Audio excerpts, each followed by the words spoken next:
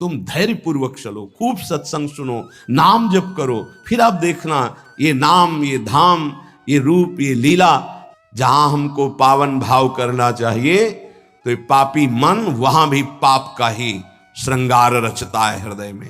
इसीलिए कहते धैर्य रखो, नाम जप करो, पहले पाप भस्म होने दो। खुद भिखारी हो, विषयों के तुम दाता हो, क्या दे दोगे, क्या है तुम्हारे पास? चाहे वो गुरु बहन हो, चाहे वो सगी बहन हो, चाहे वो बहन के समान पूज्य हो, जब दृष्टि मलिन तो वो मलिन ही देखती चली जाएगी। अब समझाओ तो समझ में नहीं आता, उनको चमत्कार दिखाओ कि आज बोले नाम तो जीवन में कभी दुख ना मिले। बस तुम्हारे जपने ना जपने से प्रभु में कोई फर्क नहीं पड़ता, तुम में फर्क पड़ जाएगा। नाम जप करो, अपने विषय में सोचो, तुम्हारा मंगल कैसे होगा, तुम निष्पाप कैसे होगे, तुम्हारे दुखों की निवृत्ति कैसे होगी, तुम अपने कर्तव्य का पालन कैसे करोगे, तुम्हारा धर्म क्या है, इस विषय में सोचो। अब कुछ दिखाई दे रहा है, बोले नहीं, फिर जाओ 24 वर्ष राधा राधा रटते हुए गिरिराज जी की परिक्रमा लगाई। जब आए बोले अब दिखाई दे रहे, बोले हाँ देखो, एक बार पाप भस्म होने तक आप धैर्य धारण कीजिए। जब तक आपके पाप भस्म नहीं होते तब तक आप धाम, नाम, रूप, लीला का जबरदस्ती आश्रय लीजिए। ये बात हमारी आप समझने की चेष्टा कीजिए।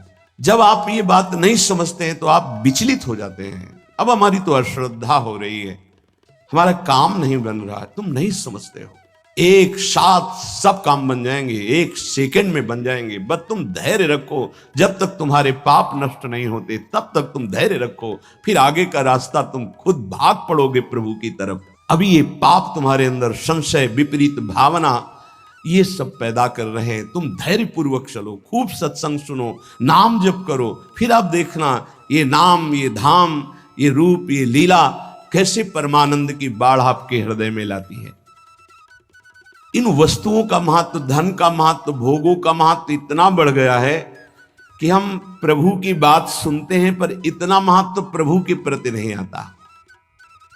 ये हमारा हृदय मोहाविष्ट हो गया है। गोस्वामी श्री तुलसीदास जी महाराज कहते ये मोह से, मोह माने होता है अज्ञान, मोह अज्ञान से उत्पन्न हुआ भोगाकर्षण ये पाप है। ये भोगाकर्षण पाप हमारे हृदय में मल बन के लग गया, जैसे दर्पण के ऊपर मल लग जाए। अब ये करोड़ों और उपाय करो, छूटने वाला नहीं, बहुत ही पक्का मल लग गया है।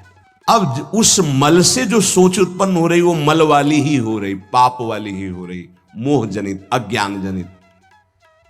ये पापाभ्यासी मन और इंद्रियां जन्म जन्म अभ्यास निरत चित्त, चिंतन करने वाला चित्त, मनन करने वाला, संकल्प विकल्प करने वाला मन, एक ही 4 रूपों में वर्णन है। निश्चय करने के कारण बुद्धि, स्वीकृति के कारण अहंकार, अज्ञान के कारण, मोह के कारण ऐसी कामना वासनाएं हुई जिससे जन्म जन्म पाप होते रहे।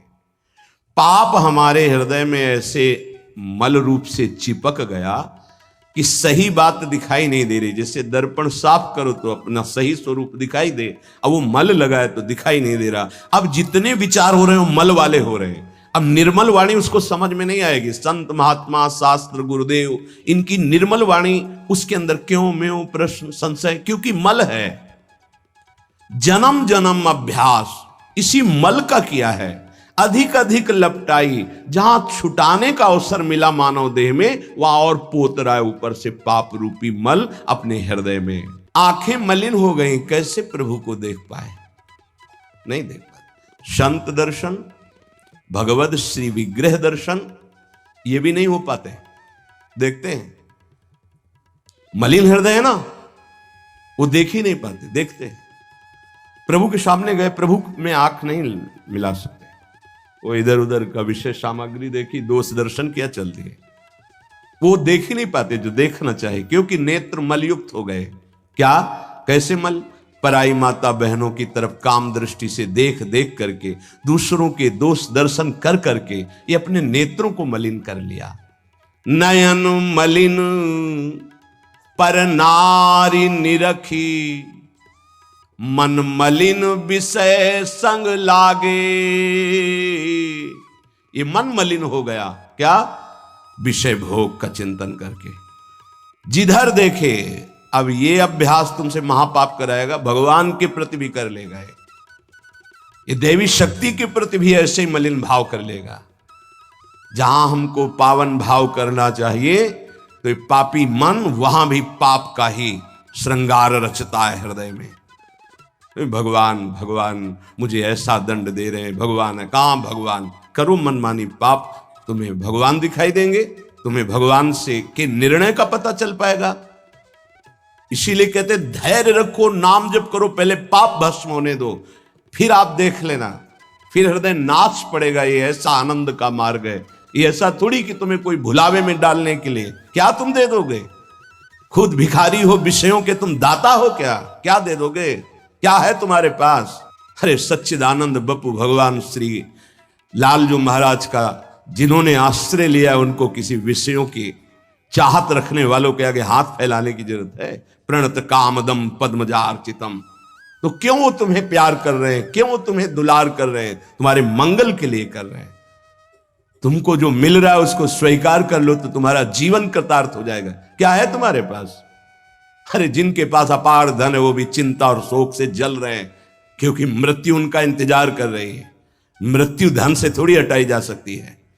मृत्यु का भय किसी पद से नहीं हटाया जा सकता, किसी वैभव से नहीं हटाया जाता। मृत्यु का प्रहार शरीर पर है, शरीर राग त्यागी ही मृत्यु भय से मुक्त है। राग का त्याग करना कोई खिलवाड़ नहीं है, भगवत अनुराग से शरीर के राग का त्याग होता है। यहां मलिनता बढ़ाते चले जा रहे हैं, वही भोग दृष्टि इतनी बढ़ जाती है कि अपनी बेटी बहन के प्रति भी दृष्टि बढ़ जाएगी। कलिकाल विहाल के मनुजा ने मानत को अनुजा तनुजा। चाहे वो गुरु बहन हो, चाहे वो सगी बहन हो, चाहे वो बहन के समान पूज्य हो, जब दृष्टि मलिन तो वो मलिन ही देखती चली जाएगी। नयन मलिन पर नारी निरखे और मन मलिन विषय संग लागे। मन बस वही भोगों का चिंतन कर रहा है, इंद्रिय विलासता का चिंतन, ये मलिन मन का चिंतन। संपूर्ण अंतःकरण मलिन हो गया। मान वासना, मेरा सम्मान हो, करो पाप कर्म और सम्मान की चाह रखो, कैसे प्राप्त हो पाएगा। जगत बंदनीय वही है जो निरंतर भगवान नाम जप करते हुए शास्त्र आज्ञा से चलता है। जगत बंदनी बिस्तरे सब जग विमल की रति, साधु संगति नाटरे। उसके हृदय में सम्मान की चाह नहीं है, पर लोग सब जगह जहां जाएगा उसको सम्मान मिलेगा, क्योंकि उसने पापों को विध्वंस करके भगवान नाम का धन एकत्रित किया है। समझो हृदय की बात। हृदय वासना से मलिन है, वासना परत की परत जमी हुई। जब वही वासना बढ़ जाती तो उसे कामना कहते हैं। अरे एक दो वासनाएं, दुर्वासना मम सदा परिकर्षयन्ति। ज्ञान रूपी झाड़ू लगा करके देखो तब तुम्हें दिखाई देगा कि वासना का पहाड़ जैसा कूड़ा जमा है हृदय में। मद, अहंकार, ये सब हृदय को मलिन कर रहे हैं। मान, मद, वासना। बोले जीव सहज सुख त्यागे। जीव का स्वरूप ही है सहज सुख राशि। वो सुख बिंदुओं में भागकर पाप कर रहा है, अगर लौट आवे पाप नष्ट हो जाए तो वो खुद आनंद स्वरूप है, उसे किसी आनंद का भाव नहीं है। पर मलिन मन, मलिन हृदय, मलिन नेत्र पाप पर पाप करते चले जा रहे हैं जन्म जन्म से। अब समझाओ तो समझ में नहीं आता। उनको चमत्कार दिखाओ कि आज बोले नाम तो जीवन में कभी दुख ना मिले बस, और जो कमा के रखा है उसको कौन भोगेगा। अवश्यमेव भोक्तव्यम कृतम कर्म शुभाशुभम। तुम्हारे जपने ना जपने से प्रभु में कोई फर्क नहीं पड़ता, तुम में फर्क पड़ जाएगा। अगर भगवत विमुख हुए तो ये भी जन्म नष्ट हो जाएगा, तुम्हारा अहंकार काम नहीं करेगा। अभी मानव देह मिला, कर लो थोड़े दिन अहंकार, इसके बाद पता चल जाएगा। इसलिए अहंकार छोड़ो, शास्त्र आज्ञा, संत आज्ञा, गुरुजनों की आज्ञा का पालन करो, जिससे तुम्हारा हृदय महान हो जाए। उस महान को प्राप्त करने के लिए हृदय महान चाहिए। तुम्हारा स्वरूप ही है आनंदमय। जीव सहज सुख त्यागी, सहज सुख राशि। तू अपने को नहीं जान पा रहा, इसलिए देह भाव से पापाचरण कर रहा है। गोस्वामी जी कह रहे मेरी श्रवणेंद्री भी मलिन हो जाती जब हम दूसरे की निंदा सुनते हैं, और ये बहुत अच्छा लगता है। जब किसी की निंदा हो रही हो तो सुनने में ऐसा लगता है जैसे कोई उसे राज्य पद मिल रहा हो। अरे सावधान रहना चाहिए। दूसरे की निंदा सुनने मात्र से उसके सारे पाप हमारे ऊपर आ जाते हैं। कहीं परनिंदा हो रही हो तो वहां का सिद्धांत है कान में अंगुली डाले, राधा राधा, कान में इसलिए कि अब दोबारा शब्द ना पढ़ पावे, और वहां से खड़ा होकर चला जाए। यदि सभा में किसी की निंदा हो रही है और वहां आप बैठे हैं तो आपको वैसे ही अपराध लगेगा जैसे वो निंदा कर रहा है या उसका विरोध करे। जैसे शिशुपाल श्री भगवान के लिए मलिन शब्द उच्चारण कर रहा था, भीष्म जी खड़े हो गए, महाभागवत है,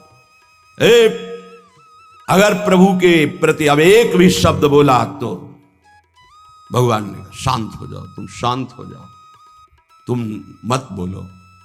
कुछ राजा शिशुपाल के पक्ष के थे तो आवेश में भीष्म जी आ गए, अगर श्री कृष्ण को कोई एक शब्द भी बोले, मेरे आराध्य देव पूरी सभा के ऊपर पैर रखता हूं, अर्थात हर वीर को ये मैं कह रहा हूं कि अगर श्री कृष्ण के विपक्ष में कोई बोला तो मैं रौंद दूंगा। केवल मैं भक्त ही नहीं हूं, मैं महाबली हूं। त्रिभुवन में कोई ऐसा जोड़ नहीं जो भीष्म अपने स्वरूप में आ जाए। और फिर उसे वही भीष्म जी जब अधर्म के पक्ष में खड़े हो गए, पांडवों के विपक्ष में, वही भगवान पांडवों के पक्ष में तो दंड मिला, 6 महीना बाणों की शैया पर पड़े हैं। अधर्म के कारण परास्त हुए। ऐसे महावीर महाभागवत को कोई परास्त कर सके असंभव। परम पावन गंगा जी के गर्भ में रहे, जिन गंगा जी का एक बूंद भी अगर शरीर छूटते समय चला जाए तो परम पद मिलता है, उनके गर्भ में रहे। अगर अधर्म का पक्ष ले लिया गया, अधर्म हो रहा है, सभा में बैठे हैं, तो उसी समय तेज नष्ट हो जाएगा, पुण्य नष्ट हो जाएगा, पाप का भागी बनेगा। जैसे भीष्म जैसे महापुरुष को भी बनना पड़ा। सभा में उधर ही बैठे और वहीं ही महाभागवतों की निंदा और अपमान हो रहा है, खड़े होकर चले जाना चाहिए। जैसे विदुर जी खड़े हुए और छोड़ दिया, आज के बाद तेरा अन्न नहीं पाएंगे दुर्योधन, इस सभा में नहीं आएंगे। जिस सभा में धर्मात्माओं की निंदा हो, उस सभा का त्याग कर दे, एकांत उसकी झोपड़ी बनाकर रहना पसंद, भिक्षा मांग के खाना पसंद, अधर्मियों का अन्न नहीं, अधर्म सभा का सेवन नहीं। तो भगवान विदुरानी जी के घर गए थे। पर निंदा सुनि श्रवण मलिन, बचाना चाहिए श्रवण इंद्रिय को। जहां किसी की निंदा हो, अब तो शौक है इस बात का, निंदा करने का और सुनने का एक व्यसन है। अपने को बड़ा अच्छा साधक मान लेना, दूसरे को हे मानकर उनकी निंदा करना, ये क्या कर रहे हो? अपने जीवन को गर्त में गिरा रहे हो। पर निंदा के ते आवत नहीं कछु हाथ, मूर्ख पर्वत पाप को ले चल अपने साथ। बचन दोष पर गाए, दूसरों के विषय की चर्चा करने का समय कैसे मिलता है लोगों को? नाम जप करो, अपने विषय में सोचो, तुम्हारा मंगल कैसे होगा, तुम निष्पाप कैसे होगे, तुम्हारे दुखों की निवृत्ति कैसे होगी, तुम अपने कर्तव्य का पालन कैसे करोगे, तुम्हारा धर्म क्या है, इस विषय में सोचो। दूसरों के विषय में बोलने की हमारे पास समय वृत्ति कैसे है? ना तो वृत्ति होनी चाहिए ना समय। पर निंदा सुनकर श्रवणेंद्रिय मलिन हो गई और पर निंदा करके वचन मलिन हो गए, और अपने प्रभु से विमुख होकर, हरि से विमुख होकर सब अपवित्र हो गया। शरीर अपवित्र, इंद्रियां अपवित्र, हृदय अपवित्र, स्वभाव अपवित्र। शास्त्रों में बहुत वर्णन है। पाप नाश के बहुत से उपाय हैं, बड़े बड़े व्रत, कृच्छ चंद्रायण आदि व्रत, उपवास करने से कुछ पाप क्षीण होते हैं, लेकिन पाप प्रवृत्ति का नाश नहीं होता। शास्त्र ज्ञान भी पाप निवृत्ति का उपाय है, तपस्या भी, बड़े उपाय शास्त्रों में वर्णन किए पाप नष्ट का। गोस्वामी जी कह रहे भगवान के अनुराग के बिना, भगवत प्रेम के बिना जड़ मूल से हृदय निष्पाप नहीं होता। पाप की जड़ है प्रवृत्ति, वासना, कामना, तृष्णा, स्पृहा, इनका जड़ से नाश हो जाता है जब हृदय प्रेम से द्रवित हो। अपनापन जब प्रभु से होता है, मेरे प्रभु, जहां हृदय में द्रवण क्रिया हुई, आंखों में अश्रु बहे, वो जो पवित्रता होती है, मम भक्ति युक्तो भुवनम पुनात, लोगों को पावन करने की सामर्थ्य उसमें आ जाती है। ये अनुराग प्राप्त करने के लिए मानव देह मिला है, हरि अनुराग। प्रेम प्राप्त करने, कहां प्रेम लग, जरा सी बात हमारे प्रतिकूल हो, हमारी गुरु निष्ठा भगवान निष्ठा पता नहीं कहां माया किस कोने में कर देती है कि उस समय में हम केवल उस सामने अनुकूलता को देखते हैं, प्रभु को नहीं देखते, प्रभु के विधान को नहीं देखते। ये नहीं समझ पाते कि हमारे सामने प्रश्न उपस्थित हुआ है, अब हमें अपनी इष्ट निष्ठा गुरु निष्ठा को परिपक्व रखना है। साधन में उन्नति अपना पुरुषार्थ और गुरुदेव की कृपा भगवत कृपा दोनों चाहिए। अगर पुरुषार्थ नहीं करोगे तो कृपा है उसका स्वाद नहीं ले पाओगे। कृपा रसोई बना करके सामने रख देना थाल, पुरुषार्थ उसे पाना। पूज्यपाद श्री उड़िया बाबा जी महाराज कहते हैं, साधक का प्रयास और भगवान गुरुदेव की कृपा, ये दोनों सिद्धावस्था की प्राप्ति में अत्यंत आवश्यक हैं। कायर बन के हाथ पे हाथ रख के बैठ जाए कि वो कृपा से सब हो जाएगा, ये कायरता कृपा नहीं सिखाती, ये कायरता है। पुरुषार्थ जितना हम में अध्यात्म बल है उसके अनुसार हम चल रहे हैं, बकाया सब कृपा से हो जाएगा, पक्का हो जाएगा। मन क्रम वचन छाड़ी चतुराई और भजत कृपा करिहे रघुराई।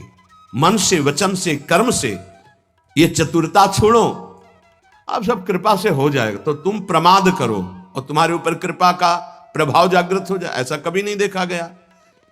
जितना आप में सामर्थ्य मिली उसको लगाओ, शेष चिंता मत करो, कृपा पूरी कर देगी, पर आपको लगना होगा। साधक का पुरुषार्थ निज चेष्टा और भगवत गुरु कृपा ये सिद्धावस्था को प्राप्त कराती है। साधक का पुरुषार्थ अगर नहीं लगेगा तो विपरीत दिशा में चला जाएगा, असाधन बनने लगेगा। उपासक गुरु को कभी मनुष्य न समझे, भगवत विग्रह को कभी धातु का ना देखे कि पत्थर की मूर्ति है कि अष्ट धातु की है कि ये काहे, ऐसा कभी प्रश्न न करे।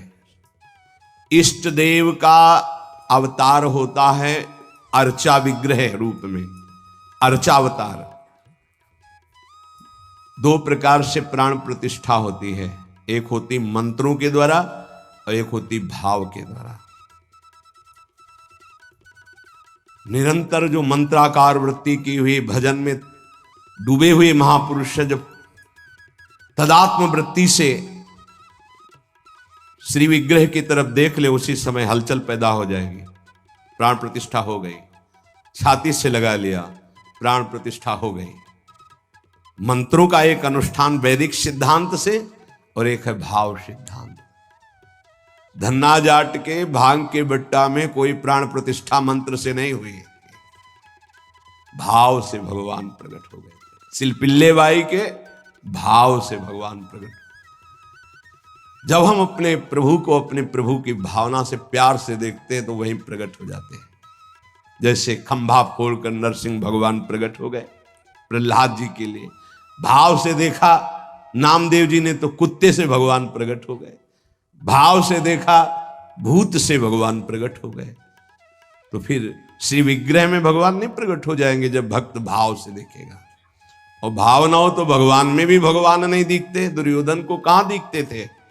दुर्योधन दुशासन इनको नहीं दिखते थे, भगवान में भी भगवान नहीं दिखते। गुरु को मनुष्य समझना, भगवत विग्रह को धातु या पाषाण का समझना, गुरु मंत्र को साधारण शब्द समझना, चरणोदक को सामान्य जल मानना, भगवत प्रसाद को भोजन मानना, अन्न मानना, साधु की जाति पर दृष्टि रखना, ये उपासक को सावधानी पूर्वक त्याग कर देना चाहिए। ये उपासना के बड़े विघ्न हैं। यदि ऐसा भाव बना रहेगा तो उपासना सिद्ध नहीं होगी। कभी कभी चूक हो जाती है।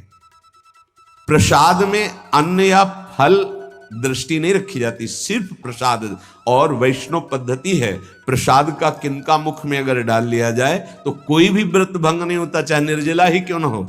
भगवत प्रसाद में ये भाव नहीं रखा जाता कि ये अन्न है या अमुक वस्तु है, नहीं। प्रसाद में यदि भोजन अन्न वस्तु, आज अन्न है तो कल प्रसाद कैसे हो जाएगा? प्रसाद तो सिर्फ प्रसाद है और उसका किनका डालने से हर व्रत की पूर्णता होती है। चरणामृत, जैसे जो लोग नहीं जानते, वो जब बटता है तो बोले थोड़ा जल हमको भी दे दीजिए। जल नहीं है, चरणामृत है। चरणामृत को जल समझना, प्रभु के सामने जाकर के पूछना ये मूर्ति काहे की है? पत्थर की है, संगमरमर की है, ये धातु की है, बड़ा अपराध कर रहे हो। ऐसा कभी प्रभु के श्री विग्रह के सामने नहीं। ये संत किस जाति के हैं? ऐसा कभी नहीं। गुरुदेव साक्षात परब्रह्म तस्मै श्री गुरुवे, ऐसा भाव कहाँ हो पाता है? परब्रह्म परमात्मा भाव गुरुदेव पर हो पाना है तो बड़ी मुश्किल की बात है। यहां तो साधु भाव ही हो जाए, बहुत बड़ी बात है कि ये संत है। पूर्ण मनुष्य बुद्धि बनी रहती है। इसीलिए हमको अपने गुरुदेव में आराध्य देव नहीं दिखाते, नहीं तो गुरुदेव अपने स्वरूप को ही तो दिखाने के लिए विराजमान है। इसमें शिष्य के नेत्र की बात है। गुरुदेव तो कृपाल हुए हैं। जब हरिव्यास देवाचार्य जी अपने गुरुदेव के पास आए तो जब शिष्यत्व की बात की तो उन्होंने कहा तुम्हें कुछ दिखाई दे रहा है? बोले नहीं। जाओ 12 वर्ष गिरिराज जी की परिक्रमा। फिर आए, राधे राधे। अब कुछ दिखाई दे रहा है? बोले नहीं। फिर जाओ 12 वर्ष, 24 वर्ष राधा राधा रटते हुए गिरिराज जी की परिक्रमा लगाई। जब आए बोले अब दिखाई दे रहा? बोले हाँ, आपकी गोद में प्रिया प्रीतम विराजमान है। ये अब दृष्टि आई। गुरु को मनुष्य मानना, प्रायः मनुष्य ही मानते हैं। हमें लगता है कि 1000 में कोई 1-2 ऐसे होंगे जो ये भाव हो कि गुरुदेव हमारे ब्रह्म हैं। छवि या मूर्ति विराजमान करके तो पूजा सब करेंगे, लेकिन मनुष्य बुद्धि या बहुत से बहुत संत बुद्धि, उसमें भी प्रश्नवाचक चिन्ह। साक्षात पर ब्रह्म कहने को तो सामने जाके बोलेंगे गुरुर् ब्रह्मा गुरुर्विष्णु गुरुर्देव महेश्वर गुरु साक्षात पर ब्रह्म तस्मै श्री गुरुवे नमः। विचार करो, इसमें से एक भी माना है तुमने? गुरु को ब्रह्मा माना है या हरि माना है या शिव माना है या साक्षात पर ब्रह्म माना है? बड़ा मुश्किल है। केवल कह देना अलग, बोले होना भी तो चाहिए साक्षात पर ब्रह्म। केवल बातों से कोई पर ब्रह्म थोड़ी हो जाता है। तो पाषाण में पर ब्रह्म था क्या? वो तो अव्यक्त था, तुम्हारे भाव से व्यक्त हुआ ना। तुमने पर ब्रह्म की भावना की तो मुस्कुराता हुआ ब्रह्म प्रकट हो गया। तो गुरुदेव तो चैतन्य ब्रह्म है। आपकी भावना यदि हो जाए, कुत्ते से विट्ठल भगवान प्रकट किए तो भावना ही तो की प्रभु प्रभु सूखी मत खाओ, थोड़ा घी रोटी मिला। नाथ आपके लिए ही तो है।